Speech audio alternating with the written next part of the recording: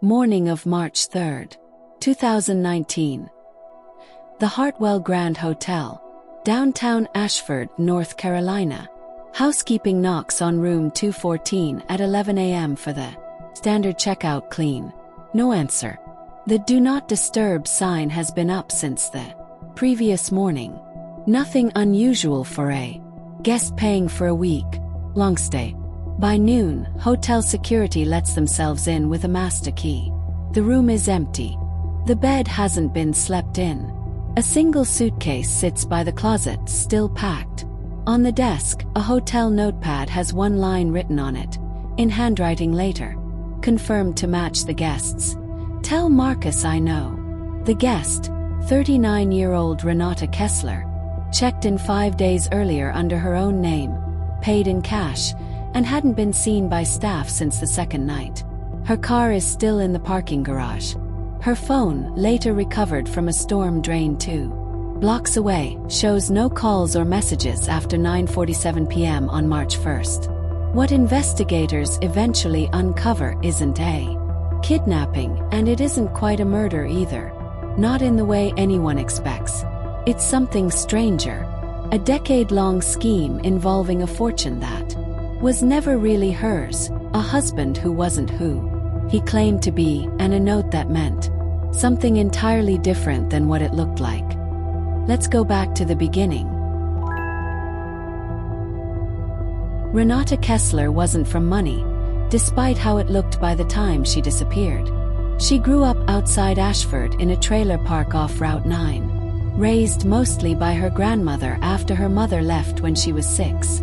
She waitressed her way through community college, transferred to a state university on scholarship, and by 26 had landed an entry-level job at a regional accounting firm, sharp with numbers, quiet, easy to underestimate. At 29, she met Marcus Kessler at a client dinner. Marcus was the heir to a mid-sized furniture manufacturing fortune, charming in the practiced way of someone who'd been taught to charm since childhood. They married within a year. To the country club crowd Renata had spent her 20s waiting tables for. Her rise looked like a fairy tale, the smart, hungry girl from the trailer park who'd married into old money. What almost nobody knew was that Renata had spent the first 2 years of the marriage quietly, discovering that old money was mostly an illusion, that the Kessler Furniture Company was hemorrhaging debt behind a very convincing facade, propped up by loans against assets that were already spoken for twice over. By year 3 of the marriage, Renata had made herself indispensable to the family business, not out of loyalty, but out of self-preservation. She was the only person who fully understood how deep the debt actually went, and she used that knowledge to quietly take control of the company's financial structure, moving money in ways that kept the business afloat on paper while she built something else entirely on the side. A private trail of assets under a name that wasn't quite her own. Years earlier in her 20s, Renata had briefly worked temp jobs under her mother's maiden name, Renata Voss, after a messy period involving an ex-boyfriend she wanted distance from. She'd never fully closed out that identity.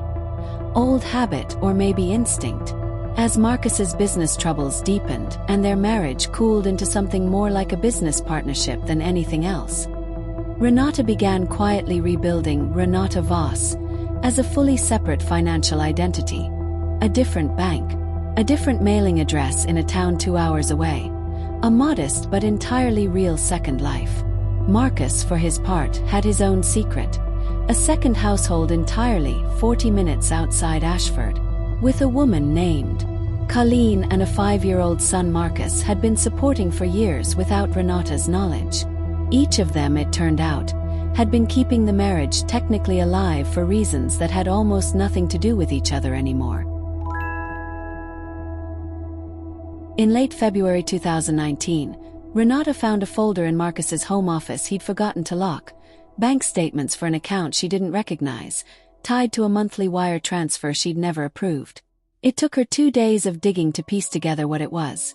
Child support payments, informal and undocumented, to a woman she'd never heard of, for a child who shared her husband's last name in a school directory from a town she'd never visited. Renata didn't confront Marcus right away. Instead, she did what she'd always done when she needed control over a situation. She built a paper trail. She photographed the documents, opened a secure storage account, and began quietly moving larger sums of her own shadow finances, the Renata Voss identity, into position, preparing, investigators later concluded, for a very specific kind of disappearing act.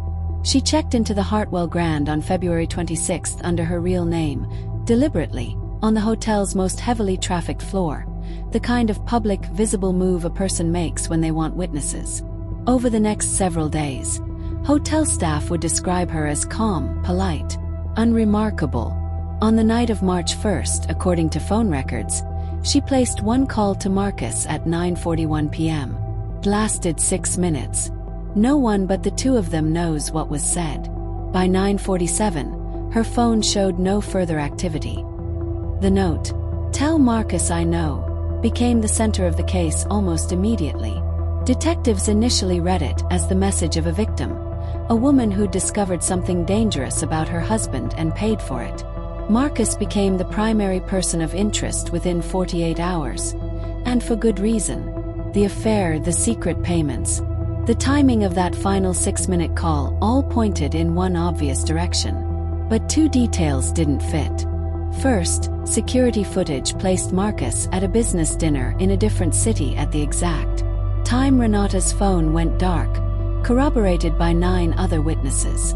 Second, and more strangely, forensic accountants brought in to examine the Kessler company's finances discovered that roughly $340,000 had been moved out of joint accounts over the preceding 4 months, not by Marcus, and not through any account the investigation had initially flagged. It took another 6 weeks, and a forensic accountant sharp enough to notice a pattern in old temp agency tax filings, to identify the name Renata Voss, and to trace it to a small rental house 2 hours away, paid for in cash, where a woman matching Renata's description had been quietly living under a different name since the previous autumn. When investigators located her, Renata wasn't hiding from a killer. She'd staged her own disappearance, deliberately, methodically, and, as she'd later admit in a deposition tied to the resulting civil case, with the specific intention of making it look enough like foul play to draw investigators toward Marcus's affair and financial misconduct, without her having to be the one to expose it directly. The note wasn't a dying message. It was, in her own words, the truest thing I could leave behind. An admission, aimed at Marcus specifically, that she'd found the hidden family and the hidden payments, framed in a way vague enough that anyone else reading it would assume the worst about him rather than about her. She hadn't anticipated how far the investigation would go, or how much of her own financial maneuvering it would eventually uncover in the process. What started as a plan to quietly extract herself from a marriage and a business she now legally, if murkily, half-controlled, became a federal financial investigation into both spouses at once. Renata was never charged criminally. Faking your own disappearance isn't, on its own, illegal in North Carolina, provided no fraud is proven, and prosecutors ultimately couldn't establish that her movement of company funds crossed the line from aggressive self-protection into outright theft. Marcus fared worse. The undocumented payments to Colleen, combined with the deeper financial irregularities Renata's paper trail exposed, triggered a separate fraud investigation into the Kessler company itself, related to loans taken out against assets that, it turned out, had already been pledged elsewhere. The marriage ended in a divorce that unfolded almost entirely through financial disclosures already sitting in investigators' files. There wasn't much left to hide by that point. Renata kept the identity of Renata Voss, legally changing her name afterward rather than returning to Kessler. She left Ashford for good, resurfacing years later in a much smaller city, running a small accounting consultancy under her new legal name, declining every interview request that came her way. Marcus's furniture company didn't survive the fraud investigation intact. It was sold off in pieces within 2 years, and Marcus himself faced a lengthy, still ongoing set of civil suits from creditors and former business partners. Colleen and her son, by most accounts, moved away from the area entirely, wanting nothing to do with the story that had, for a while, made their private life a matter of public court record. The case became something of a local legend in Ashford, less for what happened than for how ordinary the explanation turned out to be underneath all the theatrics. No kidnapper, no murder, just two people who'd spent years lying to each other in a marriage neither of them had the nerve to simply end, until one of them decided the cleanest way out was to disappear entirely and let the truth do the talking for her. If this story surprised you, let us know in the comments. And if you want more cases where the truth turned out to be stranger than the crime everyone assumed happened, subscribe for next week.